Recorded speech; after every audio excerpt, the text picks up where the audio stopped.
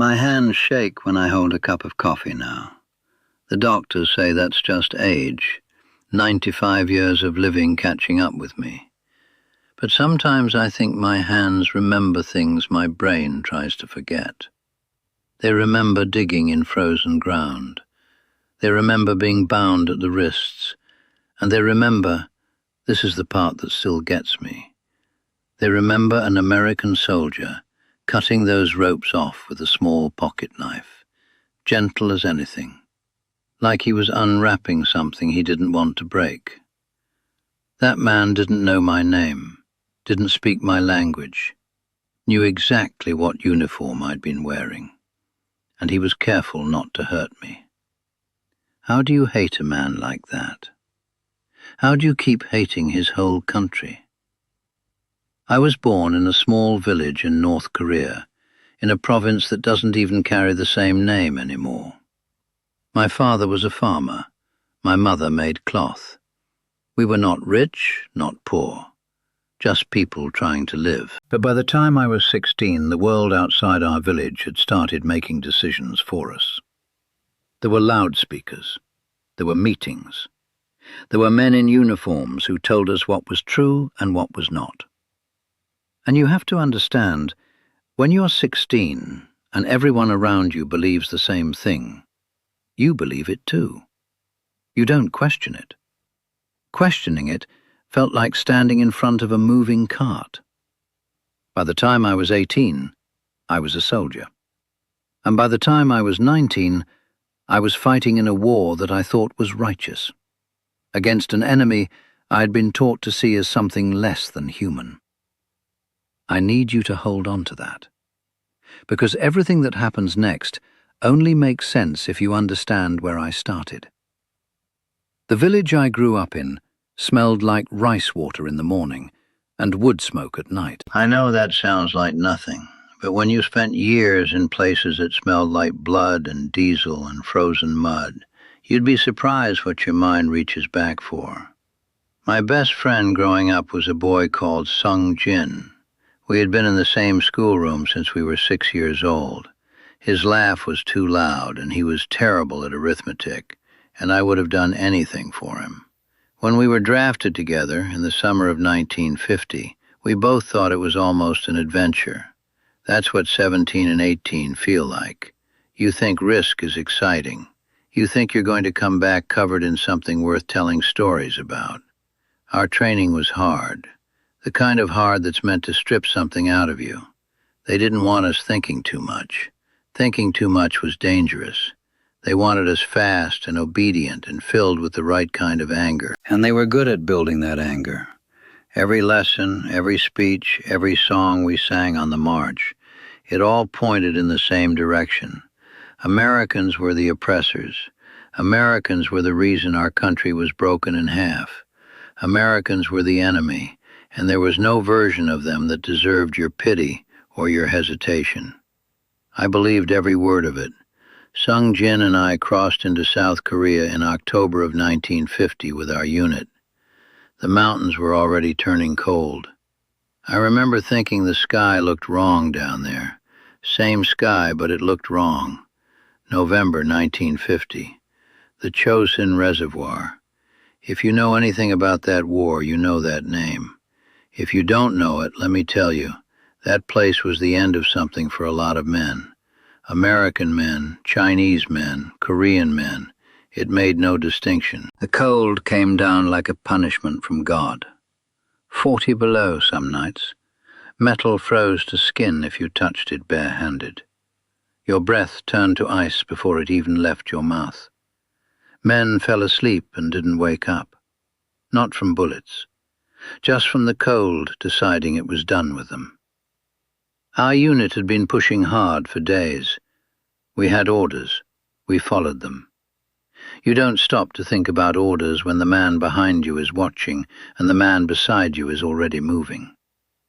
It was on the third night in those hills that things came apart. We were moving through a narrow pass, me, Sung Jin, and maybe 30 others from our company, when the Americans hit us from the ridgeline. The sound was something I had never experienced before, even after months of fighting. It was all at once, from every direction, and the ground itself seemed to flinch. Men dropped around me. I couldn't tell who was alive and who wasn't. I was running. I don't remember deciding to run. My legs just moved. I lost Sung Jin in those first 30 seconds. I called for him, once, twice. The third time, someone grabbed me by the collar and yanked me sideways into the rocks, and I realized it was my squad leader, and he was telling me to stop making noise before I got us both killed. I never found out what happened to Sung Jin. Not that night. Not ever. We scattered.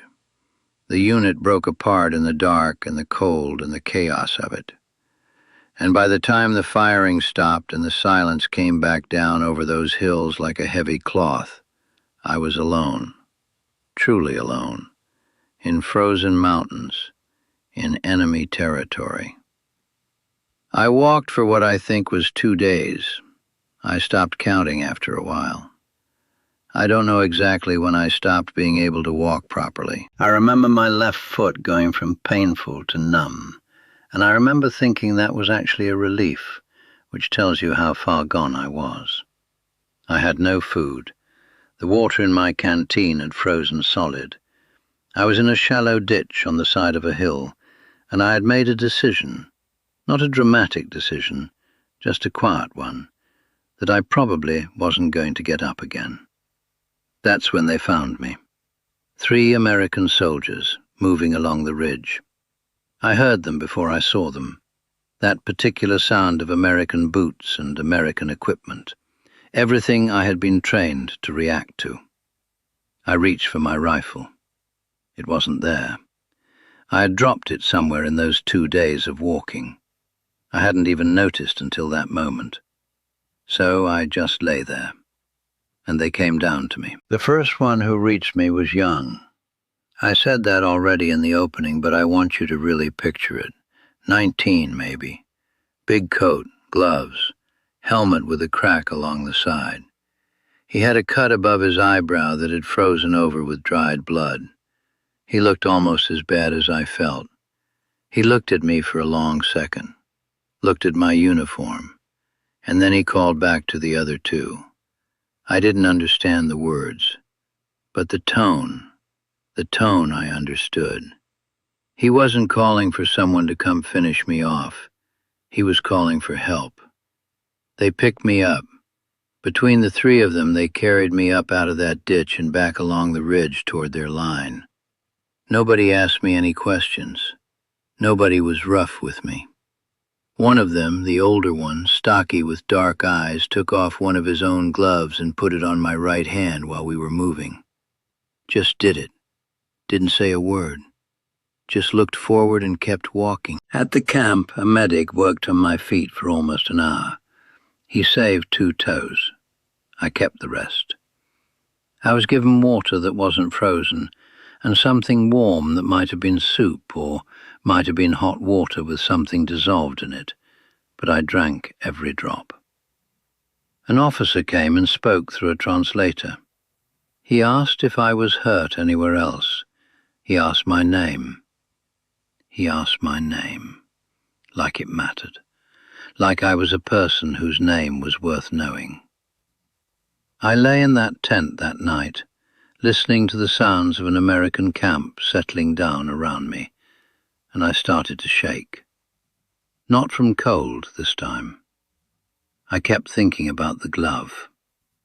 That man gave me his own glove. I'd been in this war for months telling myself these people were less than human, and all I could think was, what kind of enemy does that? I spent 11 days in that camp before being transferred. In those 11 days, I watched American soldiers closely. The way men do when their whole understanding of the world is being quietly dismantled, and they're not sure what to do about it. I watched them argue with each other over stupid things, cards, rations, who was snoring too loud. I watched a young private cry quietly behind a vehicle one morning when he thought no one could see. I watched men share cigarettes with the prisoners like it was nothing, like it cost them nothing, like we were just men sitting in the cold together. I never stopped being their prisoner, but I stopped being their enemy somewhere in those 11 days. After the war ended, after the years of silence and rebuilding and trying to become a regular person again, the hatred didn't come back. I looked for it sometimes, in the old corners of myself where it used to live. But it had been replaced by something more complicated, something that didn't have a clean name. Gratitude, maybe, and a grief I still couldn't fully explain. For Sung Jin, for the men who died in that pass, for the boy with the cracked helmet who probably went home and grew old and never knew what he had changed just by being decent. I'm 95 years old. I've had a long time to sit with all of this, long enough to know it doesn't fit neatly into a lesson. Life rarely does. But if you want to know what I took from those frozen hills, from the worst place I ever found myself in, it's this. Hate is a thing that gets built, piece by piece, brick by brick, by people with reasons for wanting you to hate. It feels like truth because it feels like it's yours. But it wasn't yours. It was given to you. And sometimes, not always, but sometimes, one quiet act of basic human decency can walk right through all of it. Like a man taking off his glove in the cold and putting it on the hand of his enemy. No speech, no argument, just a glove. I still don't know his name, but I think about him almost every day. Take care of the people in front of you, that's all. That's everything. I've earned the right to say that. I think you've earned the right to hear it.